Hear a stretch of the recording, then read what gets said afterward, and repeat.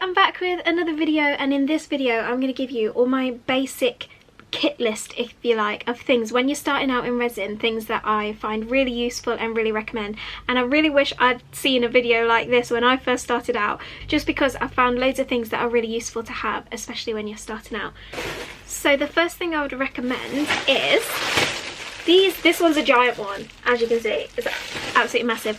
These are called silicone mats, and these are so useful to have when working with resin. If you've worked with resin for any amount of time, you'll know that it's so messy and it gets absolutely everywhere. My first art table I had got completely ruined before I discovered these. So obviously, kind of like your moulds are made from silicone, this is what this is made of, and so resin doesn't stick to silicone. So when your resin is fully set, you can then just peel off the resin straight away. It's not ruined your table. It's a nice protective cover, and they're just a great thing to have, especially because resin is so messy. You can get them in a bunch of different sizes, and I'll link this along with everything else that I use in the comments below, so you can get your hands on them too. Obviously, when working with resin, you'll need resin, as featured here. The one I use is craft resin. I absolutely love it, and I genuinely do really love it. I've tried lots and lots of different brands, and this is the one that I absolutely love and stand by. And now they also have mica powders too. If you want to add colour to your resin pieces, then one thing you can use to do this is mica powders. And the craft resin ones are great. They're so pigmented, you only need a tiny amount. And look at the colours. Are you joking me? There's so many. Like, there's so many, and they last a really long time as well. So I definitely recommend trying those ones out. Also, when colouring resin, you can use alcohol inks too. And I've seen quite a few people will say alcohol inks fade over time, don't use them. And I think when you buy the cheaper ones, just being real here, they do tend to do that. I stick with this brand, and it's Pinanta, and honestly, this is the best stuff. It doesn't fade over time. It's really good quality. It's a bit more pricey, but again, if it's not going to fade over time, then it's definitely worth it, because you're putting a lot of time and effort into creating your resin pieces. Resin isn't cheap to start with anyway, so you want your artwork to last. So I definitely would recommend Pinanta alcohol inks. Obviously, you will also need moulds. This is just one of very many moulds that I have.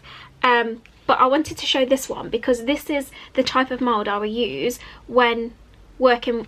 Say if I'm working on any project, usually when I do resin I have about 20 things on the go at the same time. And then I have little moulds like this, so that if there's any leftover resin, I've got a mould ready to go that I can just pour the excess into, and then you're creating a new product even if you didn't plan to, and no resin is going to waste. So I would recommend getting your hands on some smaller moulds just to fill if you have leftover resin. Another thing I find really useful, especially with the Pinanta alcohol inks, if you buy them bigger, they do come in smaller bottles, is these pipettes. That way you can just get pop it in, get a tiny drop of alcohol, and then just pop it into your design. And these are just really useful, and again, it just saves loads of mess. Also, wooden sticks. You can get these in silicone form as well if you want. I use wooden ones, and these work absolutely fine. I would also recommend getting a heat gun.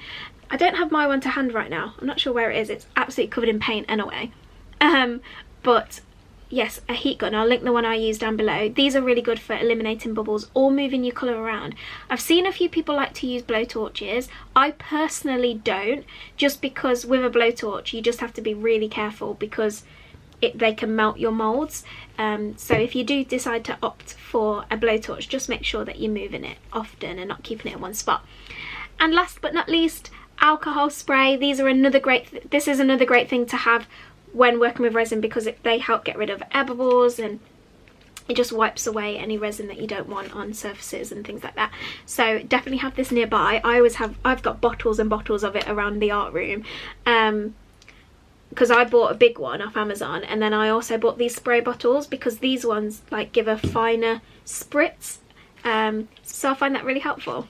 And that's it. I just wanted to do a little quick rundown of the basic kit that I think is really useful to have when working with resin. If you have any things that you find that are really helpful, definitely comment them below to help each other. And other than that, I will see you in the next video.